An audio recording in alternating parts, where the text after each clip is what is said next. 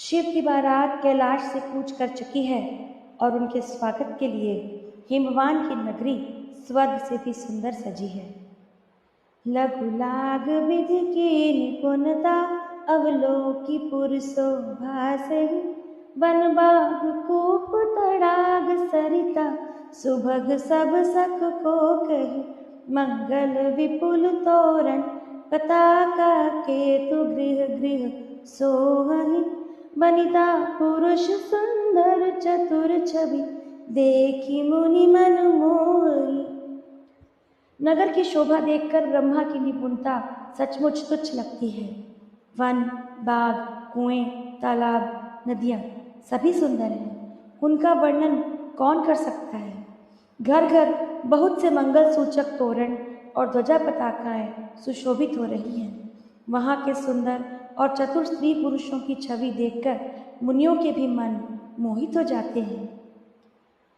जगदम्बा जहाँ अवतरी सो पुरबरन की जाय रिद्धि सिद्धि संपत्ति सुख नित्य नूतन अधिकार।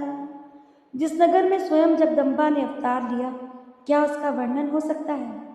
वहाँ रिद्धि सिद्धि संपत्ति और सुख नए नए बढ़ते जाते हैं।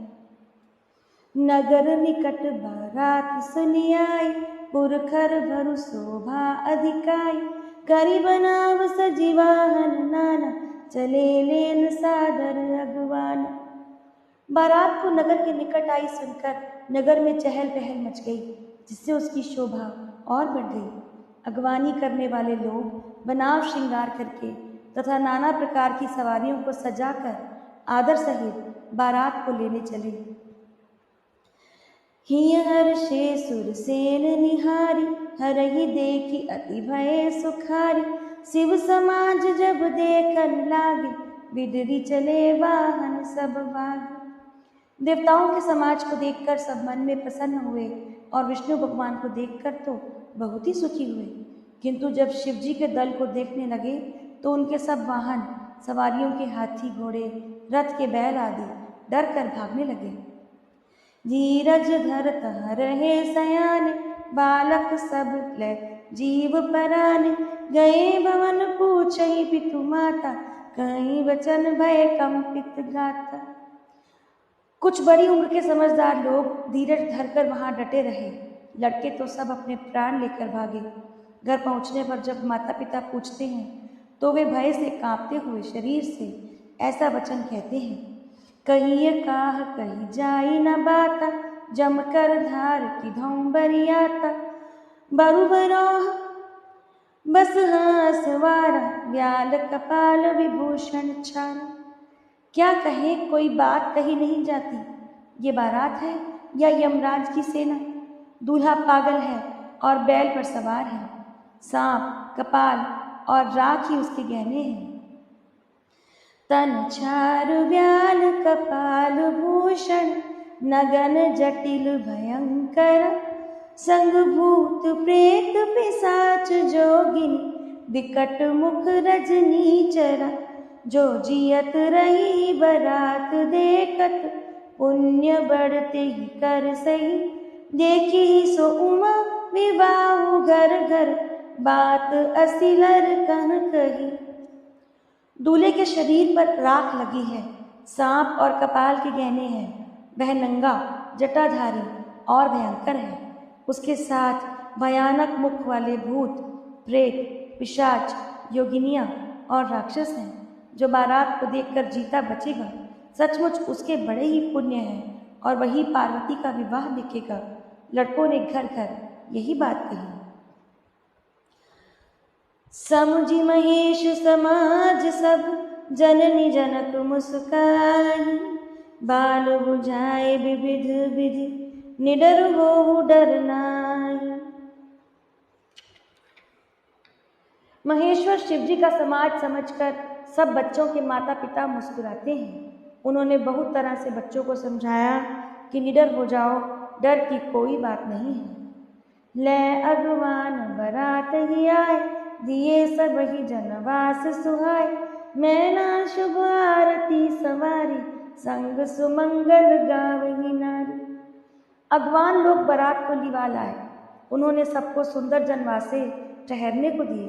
मैना पार्वती जी की माता ने शुभ आरती सजाई और उनके साथ की स्त्रियां उत्तम मंगल गीत गाने लगी। कंचन थार सोह बर पानी, वरचन चली हर्षी हर्षानी, बिकट वेश रुद्र ही जब देखा, अब लह उर्भय भयउ विशेष। सुंदर हाथों में सोने का थाल शोभित है। इस प्रकार मैना हर्ष के साथ शिवजी का परछन करने चली। जब महादेव जी को भयानक वेश में देखा तो स्त्रियों के मन में बड़ा भारी भय उत्पन्न हो गया। भागी भवन पैठी अति त्रासा, गए महेश जहाँ जनवासा, मैना हृदय भयो दुख भारी, दीनी बोली गिरीश कुमारी। बहुत ही डर के मारे भागकर वे घर में घुस गईं और शिवजी जहाँ जनवासा था वहाँ चले गए। मैना के हृदय में बड़ा दुख हुआ। उन्होंने पार्वती जी को अपने पास बुला लिया। अधिक स्नेह गोद बैठारी, श्याम सरोज नयन भर बारी, जही विधि तुम्हारी रूप सुदीसा, तेहि जड़ बर बाउर कस कीन। और अत्यंत स्नेह से गोद में बैठाकर अपने नील कमल के समान नेत्रों में आंसू भरकर कहा, जिस विधाता ने तुमको ऐसा सुंदर रूप दिया, उस मूर्ख ने तुम्हारे दूल्हे को बावला कैसे बनाया। कस कीन बर बौराह विधि, जही तुम्ही सुंदरता दई, जो पल चाहिए सुर तरु सो, बर बस बबूरई लागई। तुम सहित गिरते गिरो पावक, जरो जल निधि महु परो, घरु जाऊं अपयस हो जग, जीवत विवाह न करो। जिस विधाता ने तुमको सुंदरता दी, उसने तुम्हारे लिए वर बावला कैसे बनाया। जो फल कल्प वृक्ष में लगना चाहिए वो जबरदस्ती बबूल में लग रहा है। मैं तुम्हें लेकर पहाड़ से गिर पड़ूंगी, आग में जल जाऊंगी या समुद्र में कूद पड़ूंगी। चाहे घर उजड़ जाए और संसार भर में अब कीर्ति फैल जाए, पर जीते जी मैं इस बावले वर से तुम्हारा विवाह नहीं करूंगी। भई विकल बुला सकल, दुखित देख गिरि नारी, करी विलाप रोदती बदती, सुता स्नेहु संहारी। हिमाचल की स्त्री मैना को दुखी देखकर सारी स्त्रियां व्याकुल हो गईं।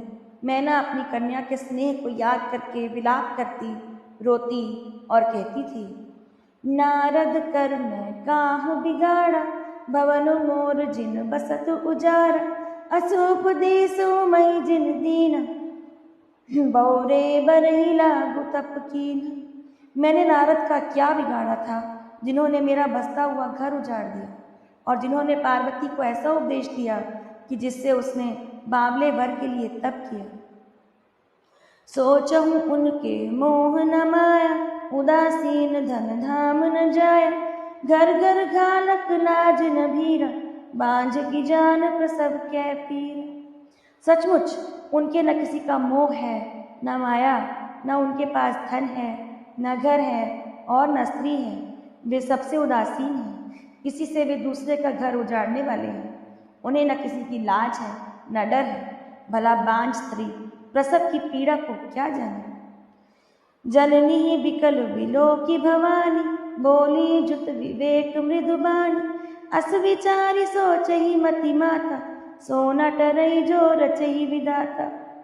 माता को विकल देखकर पार्वती जी विवेक युक्त कोमल वाणी बोली, हे माता, जो विधाता रच देते हैं वह टलता नहीं।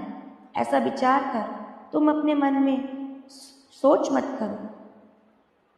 कर्म लिखा जो बाउर ना हो, तो कत दोष लगाई काहू, तुम सन मिटई की विधि के अंका, मातु व्यर्थ जनि लेहु कलंका।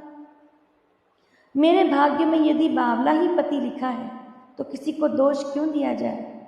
हे माता, क्या विधाता के लिखे अंक तुमसे मिट सकते हैं। वृथा कलंक का टीका मत लो। जनि लेहु मातु कलंकु करुणा, परिहरहु अवसर नहीं, दुख सुख जो लिखा लीलार हमरे, जाब जंग पाऊ बुतही।